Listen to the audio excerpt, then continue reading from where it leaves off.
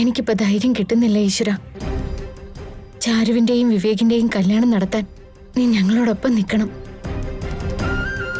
വിവേകിന്റെയും ശ്രുതിയുടെയും കല്യാണ സമയം അടുത്തു വന്നോണ്ടിരിക്കാം. ആ കല്യാണം ഒരിക്കലും നടക്കാൻ പാടില്ല ഈശ്വര. വിവേകിന്റെയും ശ്രുതിയുടെയും കല്യാണം മുടക്കാൻ എന്നെ സഹായിക്കാൻ നീ മാത്രമേ ഉള്ളൂ.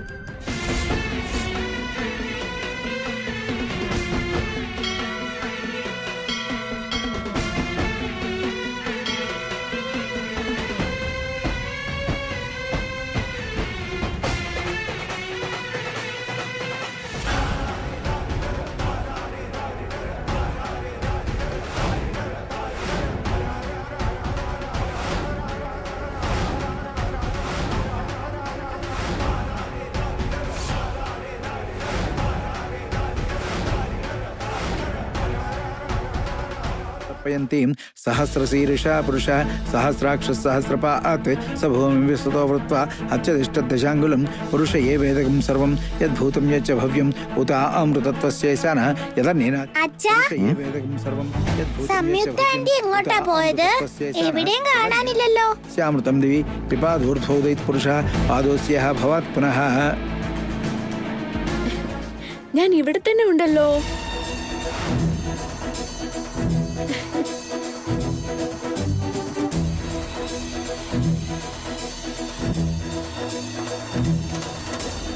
സമിത്താൻഡി ഇടയ്ക്ക് മായാവിയായി പോവും, വീണ്ടും പ്രത്യക്ഷപ്പെടും. ചിക്കുന്റെ അമ്മയെ ഇതുപോലെ കാണാതാവും, വീണ്ടും പ്രത്യക്ഷപ്പെടും. എന്തൊക്കെയാ നടക്കുന്നേന്ന് എനിക്ക് ഒന്നും മനസ്സിലാവുന്നില്ല. ചക്കിക്കിപ്പോ ഒരു മിനിറ്റ് പോലും എന്നെ കാണാതിരിക്കാൻ കഴിയുന്നില്ലല്ലോ. അതുകൊണ്ടാ എപ്പോഴും എന്നെ കുറിച്ച് തന്നെ ചോദിക്കുന്നത്. അതെ സാം, നിങ്ങൾ രണ്ടുപേരും തമ്മിൽ ശരിക്കൊരു ബന്ധമുള്ളത് പോലെയൊക്കെ എനിക്ക് തോന്നുന്നേ. ചിലപ്പോ ഉണ്ടാകുമായിരിക്കും. എന്താണെന്ന് ആ ഭഗവാന് മാത്രല്ലേ അറിയൂ. അതെ, അഭിഷേകം കഴിഞ്ഞിരിക്കണു. അഭിഷേകത്തിന്റെ പ്രസാദം വാങ്ങിച്ചോളൂ.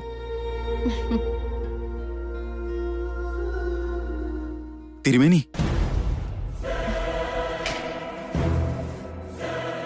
ഞങ്ങൾ തമ്മിൽ പ്രണയത്തിലാ, കല്യാണം കഴിക്കാൻ ആഗ്രഹിച്ചവരാ. പക്ഷേ ഞങ്ങളുടെ വീട്ടുകാർ ഇതിനൊന്നും സമ്മതിക്കുന്നില്ല. ദൈവസന്നിധിയിൽ വെച്ച് കല്യാണം നടത്താതെ ഞങ്ങൾക്ക് മറ്റൊരു വഴിയോ ഇപ്പൊ ഇല്ല. ദയവ് ചെയ്ത് കല്യാണം നടത്തി തരണം. നിങ്ങൾ പ്രായപൂർത്തിയായവരാണെങ്കിലേ, പരസ്പരം നിങ്ങൾക്ക് സ്നേഹം ഉണ്ടെങ്കിലേ, തീർച്ചയായിട്ടും നിങ്ങളുടെ മംഗല്യം നടത്താൻ എനിക്കൊരു വിരോധവും ഇല്ല. ഞങ്ങള് പ്രായപൂർത്തിയായവരാണ് തിരുമേനി. ശരി, ആയിക്കോട്ടെ. ആ താലി കെട്ടിക്കഴിഞ്ഞാ നിങ്ങളെ പിന്നെ ആർക്കും പിരിക്കാൻ സാധിക്കില്ല. അതെന്താ തിരുമേനി അങ്ങനെ? താലി കെട്ടിക്കഴിഞ്ഞ എല്ലാ പ്രശ്നങ്ങളും ശരിയാവോ? ഇവരുടെ മാതാപിതാക്കൾക്ക് ഇവരുടെ കല്യാണത്തിന് താല്പര്യമില്ലെങ്കിൽ ഇവര് ജീവിതത്തിൽ മാത്രമല്ല, സ്വപ്നത്തിൽ പോലും കല്യാണം കഴിക്കാൻ പാടില്ല.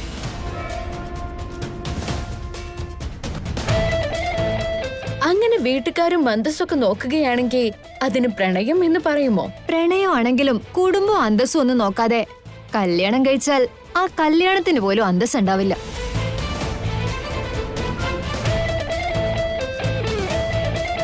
ഫോർ എക്സാമ്പിൾ, ഞാനും ഈ നിൽക്കുന്ന മിഥുനും തമ്മിൽ പ്രണയത്തിലായിരുന്നല്ലോ. ഞങ്ങൾക്കിടയിൽ ഒരുപാട് പ്രശ്നങ്ങൾ ഉണ്ടായിട്ടും ഞങ്ങളുടെ പ്രണയം ശക്തമായിരുന്നു.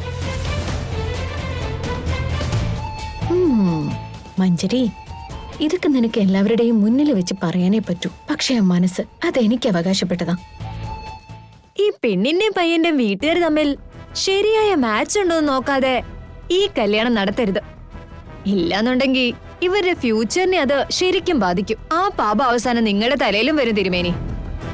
എന്ന് വെച്ചാൽ ഇങ്ങനെ പ്രശ്നങ്ങൾ ഉണ്ടാക്കി കല്യാണം കഴിച്ചാൽ അത് അവരുടെ ഫ്യൂച്ചറിനെ നന്നായിട്ട് ബാധിക്കും, അങ്ങനെയല്ലേ? തീർച്ചയായും. കാശും പണവും ഒന്നും ഇല്ലാത്ത വീട്ടിൽ നിന്ന് വന്ന ഒരു പെൺകുട്ടി.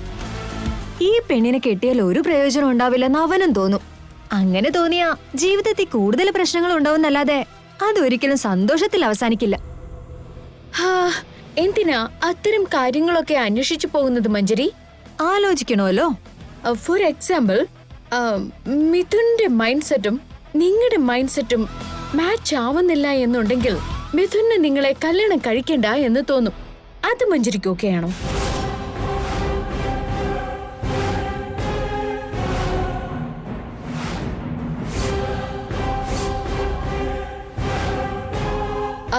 മഞ്ജരി പറഞ്ഞതുപോലെ ഫ്യൂച്ചറിൽ പ്രശ്നങ്ങൾ ഉണ്ടാവില്ലേ? അതുകൊണ്ട് ഇപ്പൊ തന്നെ മാരേജ് വേണ്ടെന്ന് വെച്ചൂടെ?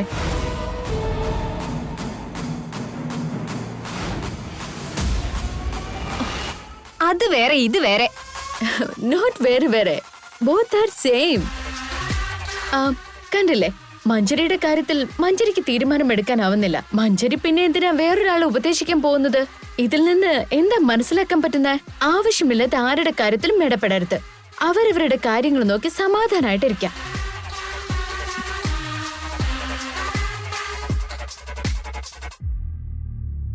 എന്തിനു മിണ്ടാതിരിക്കണം? ഒരു കാര്യത്തെക്കുറിച്ച് നമുക്ക് ഉറപ്പുണ്ടെങ്കിൽ, നമ്മള് കാരണം ഒരാൾ രക്ഷപ്പെടുമെങ്കിൽ തീർച്ചയായിട്ടും അത് പറയണം. അങ്ങനെ ഫ്യൂച്ചർ നോക്കി രക്ഷപ്പെട്ട ആരാണുള്ളത്? മഞ്ജരിക്കറിയാവുന്ന ഒരു ഉദാഹരണം എനിക്ക് പറഞ്ഞു തരാമോ? വേറെ എവിടെ പോണം? വിവേക് ഉണ്ടല്ലോ.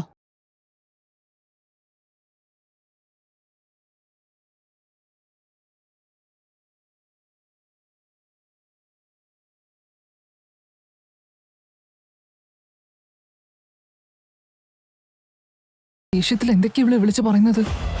വിവേകോ? വിവേകിന്റെ കാര്യം എന്താ? വിവേകും ചാരു നിക്കാൻഡി. വിവേക് ചാരുവിനെ ജീവന തുല്യം സ്നേഹിച്ചതായിരുന്നു.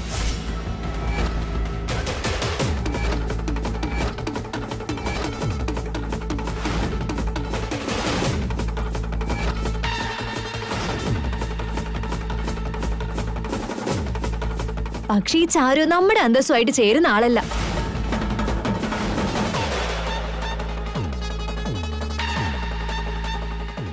മഞ്ജരി, എന്നിട്ട് എന്ത് സംഭവിച്ചു? പ്രിയമത ആന്റി അതെല്ലാം മാറ്റിയെടുത്തില്ലേ? പ്രിയമത ആന്റിയുടെ അന്തസ്സിന് വേണ്ടി വിവേക് മനസ്സും മാറ്റിയില്ലേ? മഞ്ജരി, ചാരുവിനെ ഇപ്പൊ കല്യാണം കഴിക്കണ്ടെന്ന് വിവേക് പറഞ്ഞില്ലേ?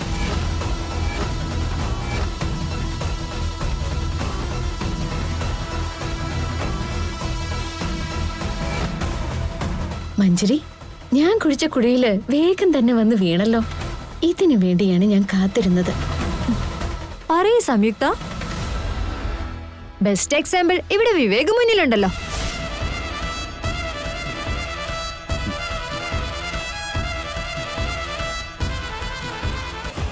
യോ, ഇവളെല്ലാം നശിപ്പിക്കുന്ന തോന്നുന്നു. ഇങ്ങനെ എന്റെ കഞ്ഞിയില് പാറ്റയിടേണ്ട ആവശ്യം എന്തായിരുന്നു? എന്തു പറ്റി? തെളിവ് സഹിതം പറഞ്ഞപ്പോ തിരിച്ചു പറയാനായിട്ട് ഒരു പോയിന്റും ഇല്ലേ? ആരും ഇനി ഒന്നും സംസാരിക്കണ്ട. പറയേണ്ടതൊക്കെ ഞാൻ പറഞ്ഞോളാം.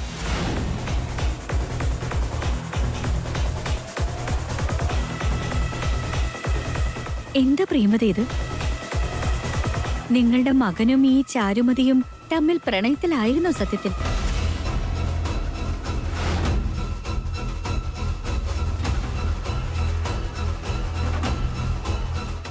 അവര് കല്യാണം കഴിക്കാൻ ആഗ്രഹിച്ചിരുന്നു.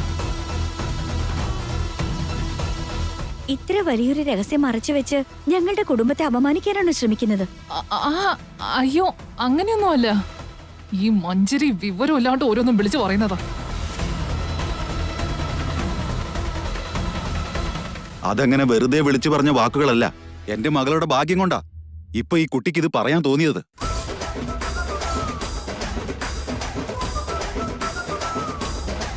നിങ്ങളുടെ ബുദ്ധിയൊക്കെ ഞങ്ങൾക്ക് മനസ്സിലായി.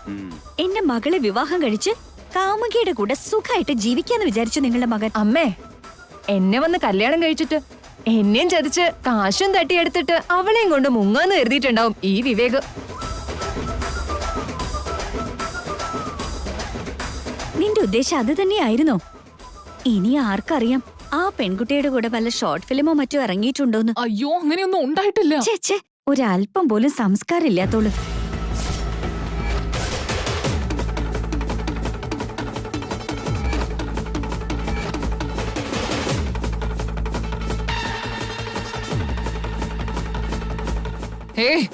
വാക്കുകൾ സൂക്ഷിച്ചു ഉപയോഗിക്കണം. ചെറിയമ്മേ, മതിയൊക്കെ. ഇവിടെ വെച്ച് വെറുതെ ഒരു പ്രശ്നം ഉണ്ടാക്കണ്ട. നിർത്തും മിഥുൻ. ഈ നാണം കെട്ടവള് പ്രിയമതയെ അപമാനിക്കാൻ നോക്കുന്നോ? എന്നെ സംസ്കാരം ഇല്ലാത്തവളെന്ന് പറയുന്നോ? എന്നെ കുറിച്ച് നിങ്ങൾ എന്താ പറഞ്ഞേ?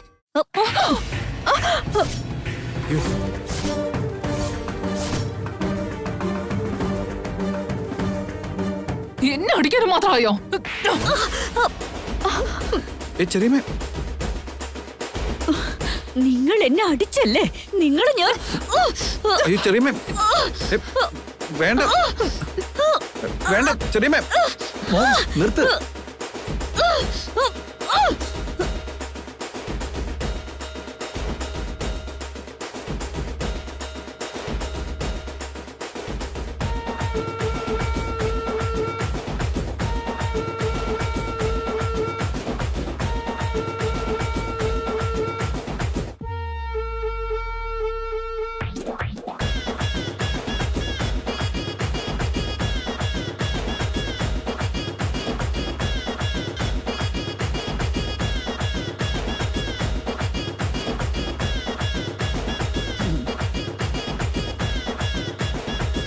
ഏയ്, നിർത്ത്. ചെറിയമ്മേ, ഇവിടെ ചെയ്യില്ല. വേണ്ട, നിർത്ത്. ചെറിയമ്മേ, വിട്ടേക്ക്. നിർത്ത് മോൻ, ചെറിയമ്മേ. ആൾക്കാർ ശ്രദ്ധിക്കുന്നു. ചെറിയമ്മേ, പറയുന്നത് കേൾക്ക്. ഇങ്ങനെ സംസ്കാരം ഇല്ലാത്തവരായിട്ടേ ഒരു ബന്ധം ഉണ്ടാക്കാൻ ശ്രമിച്ചതിന് എനിക്ക് എന്നോട് തന്നെ അറപ്പ് തോന്നാ. നമുക്ക് ഇറങ്ങാം ചേട്ടാ. ആ വാ. ആ വേഗം പൊക്കോ. നിങ്ങളെ പോലുള്ളവരായിട്ടുള്ള ബന്ധം എനിക്ക് വേണ്ട.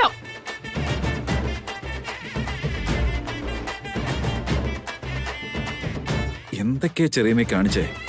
വെറുതെ ഒന്ന് പറഞ്ഞു തീർക്കേണ്ട കാര്യത്തിന് ഇങ്ങനെയൊക്കെയാണോ പെരുമാറുന്നേ? ഇവിടെ വെച്ച് ഇതിന്റെയൊക്കെ വല്ല ആവശ്യം ഉണ്ടായിരുന്നോ? പോവാണെങ്കിൽ പോട്ടെ മിഥുനെ.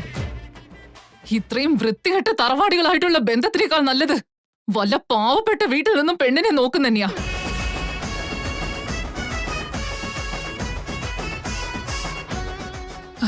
ഞാൻ ആരാന്നിപ്പോ അവർക്ക് മനസ്സിലായി കാണും. ചെറിയമ്മേ,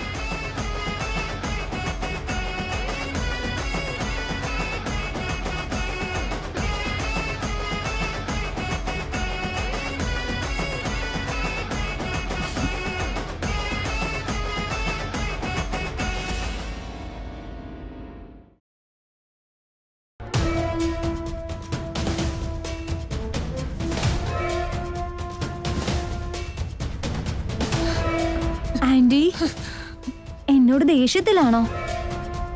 ചെയ്യാൻ പാടില്ലാത്ത കാര്യങ്ങൾ മുഴുവൻ ഇവിടെ നിന്ന് ചെയ്തു വെച്ചിട്ട് ആവശ്യമില്ലാത്ത പ്രശ്നങ്ങൾ ഉണ്ടാക്കി തന്നിട്ട് ആവശ്യമില്ലാത്ത ഓരോ ചോദ്യവും ചോദിച്ചിട്ട് എന്റെ അടുത്തേക്ക് വന്നാലുണ്ടല്ലോ, ആരോടെങ്കിലും എന്തെങ്കിലും തെളിയിക്കാനുണ്ടെങ്കിൽ സ്വയം ചെയ്യണമായിരുന്നു. മറ്റുള്ളവരുടെ ജീവിതം വെച്ചല്ല കളിക്കേണ്ടത്. എല്ലാ കാര്യങ്ങളും ഞാൻ നിന്നോട് എത്ര തവണ ആവർത്തിച്ച് പറഞ്ഞതാ. ഇതിനു പകരം പോത്തിനോട് വേദം ഓതിയ മതിയായിരുന്നു. ഇപ്പൊ നോക്ക്, നീ കാരണം എത്ര വലിയ പ്രശ്നം ഉണ്ടായെന്ന്. I am very sorry aunty. ആ സംയുക്ത എന്നോട് എന്തൊക്കെയോ പറഞ്ഞു ആന്റി. അതിനിടയില് മിഥുന്റെ കാര്യം എടുത്തിട്ട് എന്നോട് വേറെ എന്തൊക്കെയോ പറഞ്ഞു. അതുകൊണ്ടാ സാഹചര്യം നോക്കാതെ ഞാൻ അങ്ങനെ പറഞ്ഞു പോയത്. നീ ഒരാളുടെ നാക്ക് കാരണം ഇവിടെ എത്ര വലിയ പ്രശ്നം ഉണ്ടായത്. പശുവിന്റെ കടിയും മാറി കാക്കയുടെ വിശപ്പ് തീർന്നു. ശ്ശേ, ആന്റി അങ്ങനെയല്ല. നീ ഒരു അക്ഷരം വേണ്ടി പോരുത്. ശ്ശേ, ഏട്ടത്തി സൂപ്പറാ. അവസാനം മഞ്ചരി കാരണം എനിക്ക് ഇഷ്ടമില്ലാത്ത കല്യാണം അങ്ങ് മുടങ്ങിപ്പോയല്ലോ. ഇത് ഏട്ടത്തിയുടെ മാത്രം കഴിവാ. ചേച്ചി, ഇപ്പോഴും എനിക്ക് വിശ്വസിക്കാൻ പറ്റുന്നില്ല. ഇവിടെ നടന്നതൊക്കെ സ്വപ്നമാണോ അതോ സത്യമാണോന്ന് എനിക്ക് വിശ്വസിക്കാൻ പറ്റുന്നില്ല. ഞാൻ നിന്നോട് നേരത്തെ പറഞ്ഞില്ല ചാരു, ഏട്ടത്തി ഒരു വാക്ക് പറഞ്ഞിട്ടുണ്ടെങ്കിൽ അത് എന്തായാലും നടത്തി തരുമെന്ന്. ഇതെന്താ ഇത്ര വലിയ പ്രശ്നം നടന്നിട്ടും ഇവിടെ നിങ്ങളെല്ലാം സന്തോഷത്തിലാണല്ലോ? Of course വല്യേട്ടാ. നെഞ്ചിലുള്ള ഭാരം അങ്ങ് താഴെ വീണ് പൊട്ടിയ പോലെ. എന്തോ എനിക്കിപ്പോ ഭാവിയെ കുറിച്ച് ഓർത്ത് ഒരു സന്തോഷമൊക്കെ തോന്നുന്നുണ്ട്. ഈ സംയുക്ത മേഡം സത്യത്തിൽ ഗ്രേറ്റാ വല്യേട്ടാ. സംയുക്ത മേഡം കാരണം ഞാനും ചാരുവും നല്ല സന്തോഷത്തിന്റെ മൂഡിലാ. Thank you so much Sam.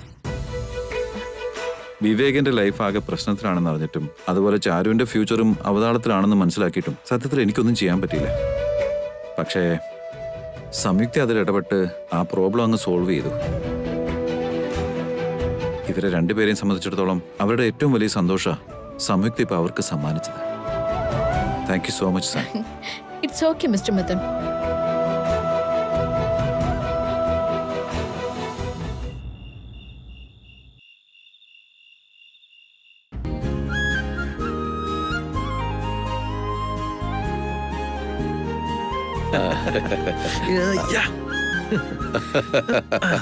ഇന്ന് അമ്പലത്തിൽ പോയപ്പോഴേ വലിയൊരു അത്ഭുതം തന്നെ സംഭവിച്ചത് വിളിച്ച.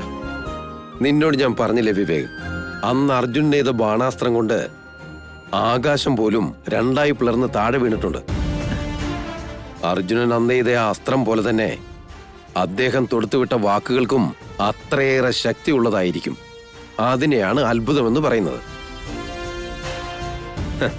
ഇന്നെന്റെ മരുമകൾ മേഘനയും ആ അർജുനെ പോലെ പവർഫുള്ളായ ബാണമെയ്ത് ഇവിടെ ഒരു അത്ഭുതം സൃഷ്ടിച്ചിരിക്കുകയാണ്.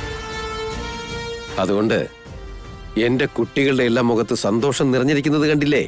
അതെ അച്ഛാ, ഞാൻ ചെയ്തൊരു ചെറിയ കാര്യത്തിന് ഇത്രയും പുകഴ്ത്തലൊന്നും വേണ്ട. അതല്ല മേഘന, നിന്നെ എതിർക്കുന്നവരെ കൊണ്ട് പോലും നീ നല്ല കാര്യങ്ങൾ മാത്രമാണ് ചെയ്യിക്കുന്നത്. ഞങ്ങളുടെ എല്ലാം ആഗ്രഹമാണ് നീ ഇന്ന് നിറവേറ്റിയത് മോളെ. ഇത്രയും കാലം എന്റെ ഉള്ളിൽ എരിഞ്ഞോണ്ടിരുന്ന തീയാണ് ചേച്ചി ഇത്ര പെട്ടെന്ന് വെള്ളം ഒഴിച്ച് കെടുത്തി തന്നത്. താങ്ക് യു സോ മച്ച് ചേച്ചി. മേഘനടുത്തി, ഈ ഉള്ളവന്റെ ഭാഗത്ത് നിന്നും ഒരു ബിഗ് താങ്ക്സ്. വിവേക്, എന്റെ വേഷവും രൂപവും മാത്രമേ മാറിയിട്ടുള്ളൂ. എനിക്ക് നിങ്ങളോടുള്ള സ്നേഹവും കരുതലും എല്ലാം അതുപോലെ തന്നെ ഉണ്ട്. ഞാനിപ്പോ ഇത് ചെയ്തത് നിങ്ങളോടുള്ള സ്നേഹം കൊണ്ട് മാത്രമല്ല, ഇതെന്റെ കൂടി ഉത്തരവാദിത്തമായതുകൊണ്ടാണ്. ഇഷ്ടമില്ലാത്തൊരു കല്യാണം കഴിച്ച് നിങ്ങൾ രണ്ടുപേരും ജീവിതത്തിൽ കഷ്ടപ്പെടാതിരിക്കാനും നിങ്ങളുടെ ഭാവിക്കും വേണ്ടി കൂടിയാ ഞാൻ ഇതൊക്കെ ചെയ്തത്. വിവേകിന് വന്ന കല്യാണം എന്തായാലും മുടക്കി. ഇനിയിപ്പോ ഇവരുടെ രണ്ടുപേരുടെയും കല്യാണം എങ്ങനെ നടത്താനാണ് മോളുടെ പ്ലാൻ? അതിനൊക്കെ ഇനിയും സമയമുണ്ടല്ലോ അച്ഛാ. അതെന്താ മോളെ, ആ കല്യാണം മുടങ്ങിയ സ്ഥിതിക്ക് ഇത് നമുക്ക് വേഗം നടത്താലോ? ഇവരുടെ കല്യാണത്തിന് മുൻപ് എനിക്ക് അതിലും പ്രധാനപ്പെട്ട കുറച്ച് കാര്യങ്ങൾ ചെയ്ത് തീർക്കാനുണ്ടച്ഛാ. മഞ്ജരി എന്ന വിഷപ്പാമ്പ് കാരണം നമ്മുടെ അമ്മയ്ക്ക് ഒരു അപകടവും വരാൻ പാടില്ല. അമ്മയ്ക്ക് ഏത് വിധേനയും ദോഷം വരുന്ന രീതിയിലുള്ള എന്തൊക്കെ തെളിവുകളാണോ മഞ്ജരിയുടെ കയ്യിലുള്ളത്, ആ തെളിവുകളെല്ലാം ഇല്ലാതാക്കണം. ഇനി ഈ കുടുംബത്തെ ഒരു തരത്തിലും ഉപദ്രവിക്കാൻ മഞ്ജരിയുടെ മനസ്സിൽ ഒരു കാരണവശാലും തോന്നരുത്. ഇനി മഞ്ജരിയുടെ കരവലയങ്ങളിൽ നിന്നും മിഥുനേട്ടനെ എങ്ങനെയെങ്കിലും രക്ഷിച്ചേ പറ്റൂ. അതെ വിളിച്ച ഏട്ടത്തി പറഞ്ഞത് ശരിയാ. ഇനി ഒരുപാട് കടമ്പകൾ കടക്കാനുണ്ട്. ഞങ്ങളുടെ കല്യാണം ഇപ്പൊ എന്തിനാ? ഇനി എന്തായാലും കുറച്ചു നാളത്തേക്ക് എന്റെ മോൻ കല്യാണത്തെ കുറിച്ച് സംസാരിക്കാനായിട്ട് ഇങ്ങോട്ട് വരില്ല. മാത്രമല്ല, ഞാനും ചാരു ഇപ്പോ ഉടനെ കല്യാണം കഴിക്കാൻ ആഗ്രഹിക്കുന്നുമില്ല. ഞങ്ങളുടെ കല്യാണത്തിന് മുമ്പ് ഏടത്തി പറഞ്ഞ എല്ലാ ടാസ്കുകളും ചെയ്തു തീർക്കണം. ചേച്ചി, ഈ പറഞ്ഞ കാര്യങ്ങളെക്കാൾ ബുദ്ധിമുട്ടുള്ള വേറെയും കുറെ പ്രശ്നങ്ങളുണ്ട് ചേച്ചി. എന്താ ചാരു അത്? ജയമാർ സാറിന്റെ പ്രോജക്റ്റിന് വേണ്ടി പ്രസന്റേഷൻ അവതരിപ്പിക്കാനായി ഒരുപാട് ബിസിനസ്സുകാർ മുന്നോട്ട് വന്നിട്ടുണ്ട്. ആ കൂട്ടത്തില് മിഥുനേട്ടനും അർജുൻ സാറും ഉണ്ട്. ആ പ്രൊജക്ട് ആർക്കാ കിട്ടാൻ പോകുന്നേ? അത് നമ്മുടെ വലിയേട്ടന് തന്നെയല്ലേ? വിവേകേ, ബന്ധങ്ങളുടെയും സ്നേഹത്തിന്റെയും ഒക്കെ അടിസ്ഥാനത്തിൽ ആ പ്രോജക്റ്റ് ഒരാൾക്ക് കൊടുക്കാൻ എന്റെ മോള് തയ്യാറാവും തോന്നുന്നുണ്ടോ? ഈ കാര്യത്തിൽ ഒരു തീരുമാനമെടുക്കാൻ അവളുടെ ഒരു സ്ട്രാറ്റജി ഉണ്ടാവുമെന്ന് ഉറപ്പാ.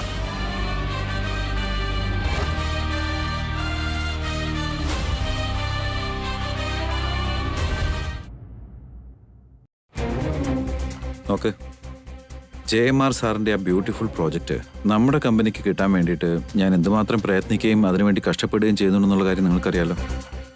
അത് മാത്രമല്ല, അതിൻ്റെ ഓരോ കാര്യത്തിലെയും ശരിയും തെറ്റും വേർതിരിച്ചറിയുവാനായിട്ട് നിങ്ങളും ഒരുപാട് കഷ്ടപ്പെട്ടിട്ടുണ്ട്. അതിനെക്കുറിച്ച് എനിക്ക് നന്നായിട്ട് അറിയുകയും ചെയ്യാം. ഇപ്പോഴും നിങ്ങൾ അതിനുവേണ്ടി പരിശ്രമിച്ചുകൊണ്ടിരിക്കുകയാണെന്നും അറിയാം. യെസ് സർ, ഞങ്ങൾ ആ പ്രോജക്റ്റിന് പിന്നാലെയാണ്. തീർച്ചയായും ഇത്തവണ നമ്മുടെ കമ്പനിക്ക് തന്നെ ഈ പ്രോജക്റ്റ് ലഭിക്കും. Thank you very much. ഒരു റിസ്ക്കും എടുക്കാൻ നിൽക്കണ്ട. പ്രസന്റേഷൻ വളരെ നന്നായിട്ട് ചെയ്തോണം. Okay sir. ഈ പ്രൊജക്ട് സ്വന്തമാക്കാൻ വേണ്ടി എല്ലാ വ്യവസായികളും ശ്രമിക്കുന്നുണ്ട്, കഷ്ടപ്പെടുന്നുമുണ്ട്. കുറച്ചു നാളായി ഈ പ്രൊജക്ടിന്റെ പിന്നില് നമ്മൾ ഒരുപാട് ഹാർഡ് വർക്ക് ചെയ്തിട്ടുണ്ട്. ഇനിയും നമുക്ക് കഷ്ടപ്പെടണം. എന്താണെന്ന് വെച്ചാൽ ഈ പ്രൊജക്ട് നമുക്ക് തന്നെ വേണം. എല്ലാവരും ഓക്കെ അല്ലേ? Okay sir. Everybody focus on the work. ടീമിനെ അലേർട്ട് ചെയ്യണം. Okay sir.